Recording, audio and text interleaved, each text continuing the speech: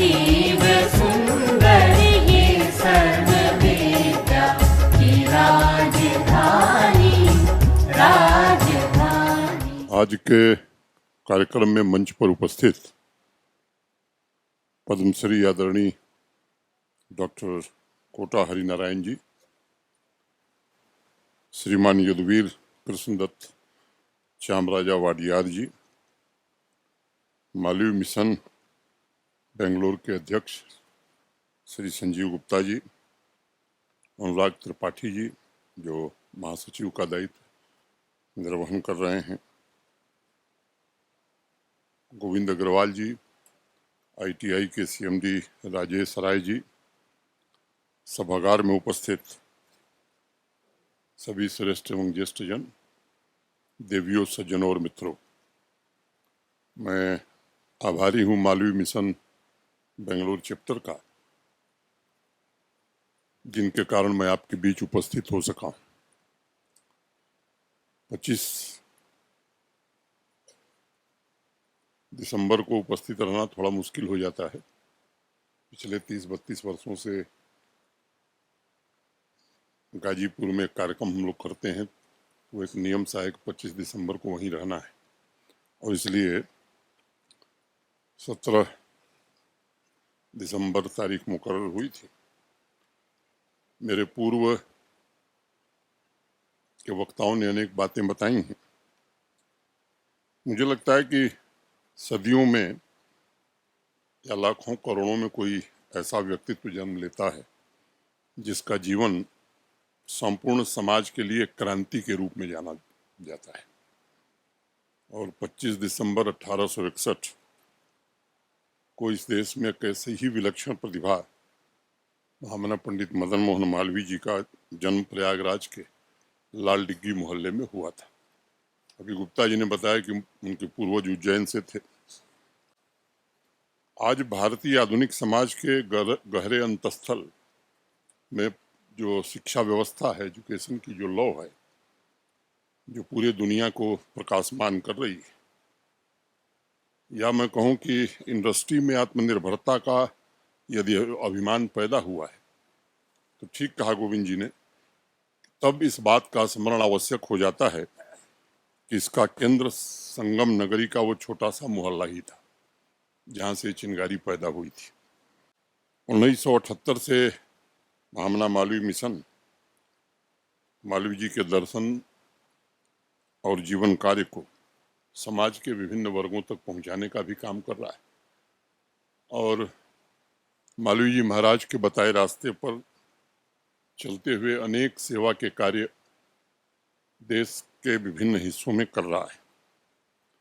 जन जन में नई जागृति, आत्मसम्मान और आत्मगौरव की भावना जगाने का कार्य अपने आप में मैं मानता हूं कि एक बहुत पुनीत और बड़ा कार्य है। मैं मालवीय मिशन के सभी पदाधिकारियों का हृदय से अभिनंदन करना चाहूँगा, और एक बात कहना चाहूँगा कि ये एक महान दायित्व हम सबके कंधों पर है, जिसे मिलकर वर्तमान और आने वाली पीढ़ी को निभाना पड़ेगा। एक निवेदन और बेंगलोर चैप्टर के पदाधिकारियों से और वरिष्ठ सदस्यों से मैं देख रहा था सभागार में, तो मुझे लगता है कि थोड़ा हमें ध्यान देने की आवश्यकता है कि सदस्य संख्या हमारी ऐसी हो जिसमें यंगस्टर्स का प्रतिभाग बड़ी संख्या में हो। इसके लिए प्रयत्न पूर्वक योजनाबद्ध ढंग से काम करने की जरूरत है। ये मेरा एक निवेदन होगा। इस प्राचीन धरा पर अनेक महापुरुषों का जन्म हुआ है, जिन्होंने अपने ज्ञान से समाज, देश का मार्गदर्शन किया है। लेकिन मैं मानता हूं कि महामना अनूठे थे। उनका जन्म ऐसी परिस्थिति में हुआ था जब ब्रिटिश साम्राज्य भारत की शक्ति को खोखला कर रहा था। कुछ रिसर्चर्स की बात माने तो ब्रिटिश साम्राज्य की शुरुआत से सन 1900 तक सुनियोजित तरीके से भारत की औद्योगिक आर्थिक शक्ति को छीन मोटे तौर पर किया जा चुका था, और लगभग $40 ट्रिलियन भारत से दूसरे देशों में, या मैं कहूँ कि इंग्लैंड में जा चुका था। महामना अनूठे हैं, क्योंकि इस तथ्य को सबसे पहले इसकी गंभीरता को समझने वाले हिंदुस्तान के अकेले महापुरुष थे। अपने ज्ञान से, और सिर्फ शास्त्र की रचना उन्होंने नहीं की, बल्कि महामना ने, मैं मानता हूं, शस्त्र और शास्त्र दोनों धारण किया। बड़े संयम से शिक्षा और उद्यम, एजुकेशन और इंडस्ट्रियल रिवॉल्यूशन की चिंगारी पूरे देश में उन्होंने प्रज्वलित भी की। और इसीलिए कहा जाता है कि Mahamana is the light on our path. He was the only towering personality during freedom struggle of India, who also had a deep understanding of society and the subtle insights on the future requirements to overcome the underdevelopment. He taught us the doctrine of self-reliance and used education as an instrument to build a large pool of excellent human resources, scientific and technological excellence, and inspired the local industries to occupy their rightful place in the global economy. Western countries के संदर्भ में industrial revolution तथा cultural रिनेशन की चर्चा बड़ी आसान थी, क्योंकि वो देश स्वतंत्र थे। लेकिन पराधीन भारत में अगर किसी ने तमाम चुनौतियों, बाधाओं का मुकाबला करते हुए इंडस्ट्रियल रिवोल्यूशन और कल्चरल रिनेशन को आवाज़ दी, तो मुझे लगता है कि वो मालवीय जी महाराज के अलावा कोई दूसरा व्यक्ति है, ऐसा नाम ध्यान में नहीं आता है। और स्वाभाविक रूप से उन्होंने इसकी नींव रखी थी। Mahamana reviewed India's business, industrial education and countries rich civilization heritage. He made profound impact on 3 important elements of the nation: society, economy and culture. Through his works, Mahamna generated new sense of pride in the country's history, present and future potential. महामना के परिवार और परिवेश में संस्कृत का प्रभाव स्वाभाविक रूप से था। उनके पिताजी स्वयं संस्कृत के विद्वान थे और श्रीमद् भागवत के कथावाचक थे, प्रमुख कथावाचक थे। लेकिन ये बात मालवीय जी ने बचपन में समझ ली थी कि भाषा को शस्त्र की तरह इस्तेमाल करके ही भारत को ब्रिटिश दासता से मुक्ति दिलाई जा सकती है। और इसलिए अंग्रेजी की पढ़ाई उन्होंने की। आप में से अनेक लोग जानते हैं अंग्रेजी पढ़ने में उनको कितनी कठिनाई हुई, उसके विवरण में मैं नहीं जानता हूँ। वो लंबे संघर्ष की कहानी है। मैं इतना जरूर कहूँगा कि उनकी पढ़ाई के लिए जितना तप त्याग महामना के परिवार और उन्होंने स्वयं किया, उससे भविष्य के संग्राम के लिए उनके मन में एक नया आत्मविश्वास और आत्मबल पैदा हुआ। आज भारत में मोटे तौर पर 1113 विश्वविद्यालय हैं। सभी यूनिवर्सिटीज जब स्थापित की जाती हैं तब उनके ऑब्जेक्टिव्स को विस्तार से लिखा जाता है, बताया जाता है।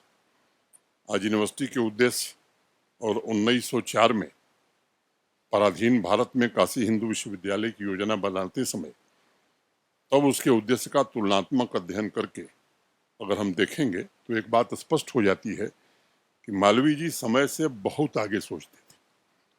उस समय देश के ग्रामीण इलाकों में लिटरेसी रेट 6% के आसपास था, 6% था। महामना जी ने स्वयं लिखा कि नागरिकों की सूखी हुई हड्डियां, धसी हुई आंखें, फटे कपड़े, टूटे मकान ही घोर दरिद्रता के साक्षी हैं। उसका वर्णन करने के लिए किसी आंकड़े की आवश्यकता नहीं है। और मिंट हाउस, जो महाराजा का एक स्थान था बनारस में, 1904 में जो बैठक हुई काशी हिंदू विश्वविद्यालय की योजना बनाने के लिए, उसमें उन्होंने जो बात कही कि कैसा विश्वविद्यालय हम बनाना चाहते हैं, तो मालवीय जी ने कहा कि इसके माध्यम से देश को समृद्धिशाली बनाने के लिए इंजीनियर तैयार किए जाएंगे, मशीनों को बनाने तथा प्रयोग करने की शिक्षा को विशेष महत्व दिया जाएगा, फिजिक्स, केमिस्ट्री, हैंडीक्राफ्ट, हैंडलूम के स्किल की ट्रेनिंग दी जाएगी, साथ ही कला, अध्यात्म, आयुर्वेद, वेदांग, इतिहास, संस्कृति, एग्रीकल्चर साइंस की शिक्षा देश के नौजवानों को वहां दी जाएगी। आप खुद सोचिए, इतने व्यापक अभिप्राय के साथ पूरे एजुकेशन सिस्टम को बदलने राष्ट्र और समाज के नवनिर्माण के बारे में कौन सोच सकता था। लेकिन महामना की असाधारण प्रतिभा, व्यक्तित्व और अलौकिकता, भारत के भाग्य के प्रति आस्था, उस उद्देश्य के प्रति दृढ़ता और जीवन में संघर्ष के प्रति अटूट विश्वास से महामना ने इतने ऊंचे लक्ष्य केवल प्रस्थापित नहीं किए, हासिल किया, जिसके बारे में मैं कहूं कि आज तमाम साधनों संसाधनों के बावजूद कल्पना नहीं किया जा सकता है। हम में से सभी लोग, अधिकांश लोग उसी विश्वविद्यालय में पढ़ने का सौभाग्य हम सबको मिला, जिस निर्मित करने के लिए देश के कोने कोने में जाकर झोली फैलाकर एक एक रुपया इकट्ठा किया था मालवीय जी महाराज ने। अनेक किस्से हैं, उन किस्सों में जाने की जरूरत नहीं समझता हूं मैं। मुझे विश्वविद्यालय बनाना है और मैं बनारस खाली हाथ वापस नहीं जा सकता, ये हैदराबाद में उन्होंने कहा। गांव देहात की स्त्रियों ने अपने चांदी के जेवर उन्हें दिए ताकि विश्वविद्यालय बन सके और उनके संकल्प पूरे हो सके। गांव के गरीब मजदूरों ने, किसानों ने, अगर वो सूची कभी आप देखेंगे तो रुपए नहीं आने में लोगों ने चंदे दिए हैं, उससे वो विश्वविद्यालय बना है। Despite various challenges, Mahamna had full faith in India's youth, and he wanted to create a perfect ecosystem that will support them to build a bright future of the country. His personality was really vast and goes to the very roots of our culture. As a chief architect of education and industrial revolution, Mahamna provided two most vital elements other than the support system: dreams and self-confidence. I believe self-confidence is the purest power. Mahamna knew that self-confidence of youth can rise to its fullest potential through education. He was truly a miracle man who very well knew that education, self-confidence, and dreams could transform India's youth into a great power to contribute to society and to achieve self-growth. अपने लेख में उन्होंने जो लिखा मैं उद्धृत करना चाहूँगा। हमारे चित्त में इस बात की प्रबल अभिलाषा उत्पन्न हो जाए कि हम लोग जैसे हों वैसे अपने देश को फिर उन्नति के शिखर पर पहुंचाने में जुटें, क्योंकि सब काम अभिलाषा से ही प्रारंभ होता है। हमारी अभिलाषा इतनी बढ़नी चाहिए कि वह एक प्रकार का व्यसन यानी एडिक्शन हो जाए। महामना इस बात के बिल्कुल खिलाफ थे कि समाज का प्रबुद्ध जन सिर्फ बातें करे, भाषण दे और बात और भाषण से चाहे कि बदलाव हो जाए। वह कहते थे कि गुलामी से मुक्ति तभी मिलेगी जब नौजवानों में ज्ञान का अंकुर उत्पन्न होगा। अपने एक लेख में महामना ने सवाल उठाया था कि जो स्वतंत्रता स्वराज्य की इच्छा रखते हैं, क्या वो थोड़ा सा स्वार्थ त्याग करके देश में विद्या का प्रचार करने का साहस नहीं जुटा सकते? अगर गांव नहीं तो हर एक जिले में 4-5 स्कूल स्थापित करके लोगों को विद्या रूपी सूर्य से स्वराज का प्रकाश फैलाना चाहिए, क्योंकि व्यर्थ की निंदा और बकवाद से न तो किसी देश का कल्याण हुआ है और न ही हो सकता है। उनके एक एक विचार को पढ़कर लगता है जैसे कोई सर्वज्ञ ऋषि ने लिखा हो और वह जानता हो कि सुदूर भविष्य में भारत की जरूरत क्या रहने वाली है। उनके इस लेख का उद्धरण आवश्यक है ताकि नई पीढ़ी गुलामी की मानसिकता को त्याग कर अपनी विरासत के प्रति गौरव का भाव खुद में पैदा कर सके। आगे उन्होंने एक जगह कहा, यूरोप के विद्वान भी यह मानते हैं कि चित्रकर्म, मूर्ति निर्माण, वस्त्र निर्माण, आभूषण रचना, संगीत, नाट्य इत्यादि शिल्प और काल भारतवर्ष में उन समय में उच्च कोटि के पहुंचे हुए थे जब यूरोप में विद्याओं और कलाओं का भी आरंभ भी नहीं हुआ था। बंबई हाईकोर्ट के भूतपूर्व न्यायाधीश सर जॉर्ज वुडवर्ड ने एक पत्र में लिखा है कि लोहा, तांबा इत्यादि धातु बहुत प्राचीन समयों में कहीं नहीं थे। उनकी बनाने की विधि का आविष्कार भारत ने ही किया था। सच कहूं तो स्वयं मेरे मन में भारत के उद्यम की विरासत को जानने की प्रबल इच्छा रही है। पिछले महीने में नीदरलैंड के प्रोफेसर ओबी बाजमा की पुस्तक द वर्ल्ड ऑफ शुगर पढ़ रहा था। बाजमा ने लिखा है कि विश्व में सबसे पहले 500 ईसा पूर्व भारतवर्ष में शुगर इंडस्ट्री की कमर्शियल लेवल पर शुरुआत हुई थी, जहां से पहले पर्सिया में एक्सपोर्ट होना शुरू हुआ, फिर बाद में चीन, यूरोप और एशिया के अन्य देशों में पहुंचा। और आगे उन्होंने लिखा कि ब्रिटिश शासन में सन 1820 तक British sugar manufacturing technology Indian sugar manufacturing से घटिया किस्म की थी, इसलिए सुनियोजित तरीके से भारत की मोनोपोली को उन्होंने तहस नहस किया। और बाजमा ने लिखा है कि British sugar industrialist in India experienced A golden decade from mid 1830s। अभी इसी वर्ष इंग्लैंड की प्राचीन इतिहासकार प्रोफेसर नीसा मैक्सविनी की एक पुस्तक आई है, the west a new history of an old idea. उसमें उन्होंने 327 ईसा पूर्व के रोमन ग्रंथों का जिक्र करते हुए लिखा है कि गुजरात का भरूच टाउन और मालाबार कोस्ट का मरूजी अत्यंत समृद्ध इलाका था और आम जनता की लाइफ स्टाइल वहाँ अभूतपूर्व थी, गजब की थी। और इसलिए 1916 में जब थॉमस हॉलैंड के चेयरमैनशिप में इंडिया इंडस्ट्रियल कमीशन का गठन किया गया, तब उसके मेंबर के रूप में महामना पंडित मदन मोहन मालवीय ने अपने नोट में इस बात को प्रमुखता से रखा कि भारत सिर्फ कृषि प्रधान देश नहीं है, बल्कि ये मैन्युफैक्चरिंग का हब हुआ करता था। ये एक समृद्ध समाज था। At a time when the west of Europe, the birth place of the modern industrial system, was inhabited by uncivilized tribes, India was famous for the wealth of her rulers and for the high artistic skill of her craftsmen, and that even at a much later period when traders from the West made their first appearance in India. The industrial development of this country was at any rate not inferior to that of the more advanced European nations.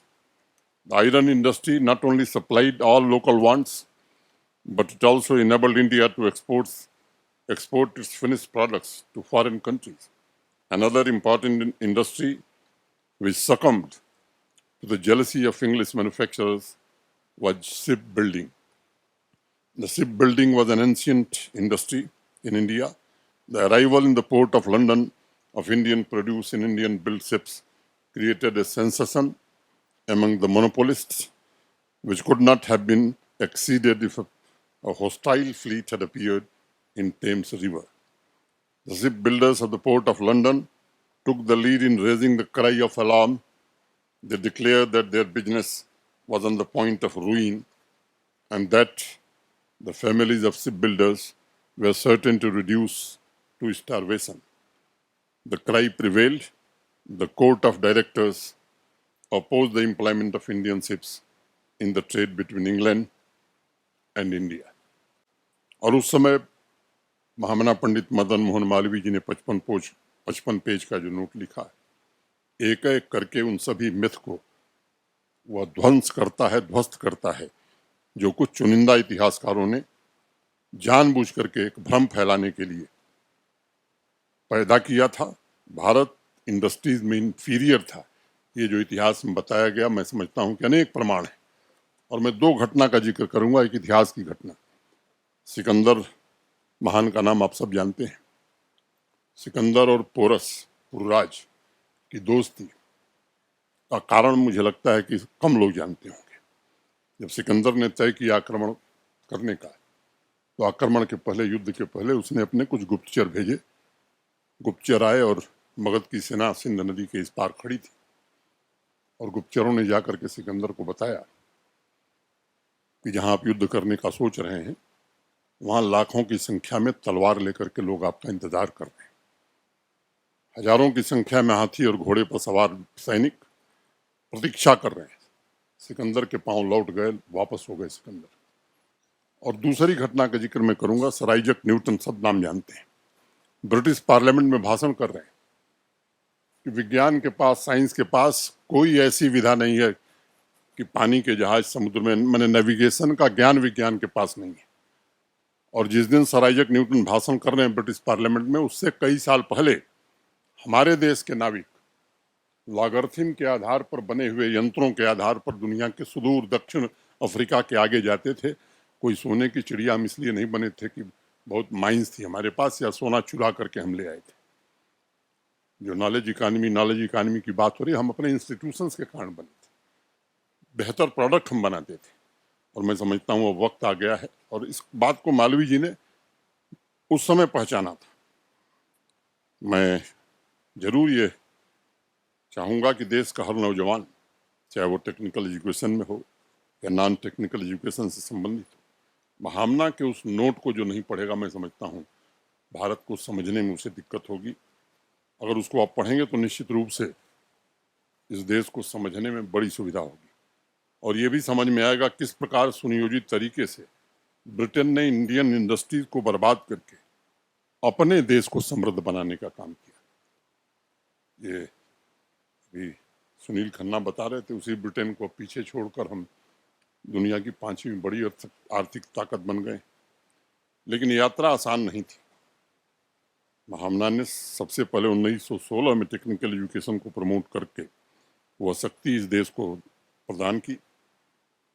Mechanical engineering, electrical engineering, navigation, marine engineering, commercial training, finance, banking, इन सभी चीज़ों पर बल दिया उन्होंने ताकि आज़ादी के बाद, स्वराज प्राप्ति के बाद यह देश अपने पैरों पर खड़ा हो सके। महामना ने 1916 में कहा भी था, हमें तुरंत ऐसी इंडस्ट्री लगानी चाहिए जो प्रोडक्शन भी करे और जिसमें हम अपने इंजीनियर्स को ट्रेन भी कर सकें। उन्होंने आत्मनिर्भरता का नारा देते हुए जो शब्द प्रयोग में लाया, आत्मसहाय्याय, इस शब्द का इस्तेमाल उस समय उन्होंने किया था।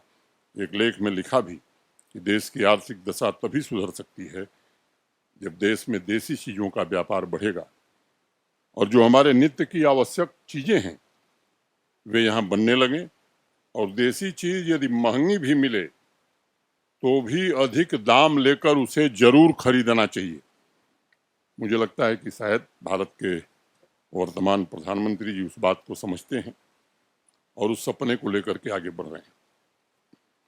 मालवीय जी के संकल्प को साकार करने की दिशा में अनेक काम देश की वर्तमान सरकार ने किया है और ये भी मैं कह सकता हूँ कि इसलिए भी हम सब आभारी हैं कि भारत रत्न मालवीय जी को जो बहुत पहले मिलना चाहिए था, पता नहीं कितने लोगों को मिला। कोई ऐसा पद नहीं है जिसके देने से मालवीय जी के यश में कोई वृद्धि होगी। मैं समझता हूँ कि भारत रत्न के यश में वृद्धि हो गई मालवीय जी को देने से।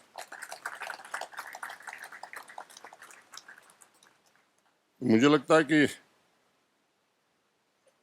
पिछले 8-9 वर्षों में ढेर सारे परिवर्तन देश में हुए हैं और मैं उस विवरण में जाने की आवश्यकता नहीं समझता हूँ। लेकिन ये सच है कि अभी हमें लंबी यात्रा तय करनी है और मालवीय जी ने जो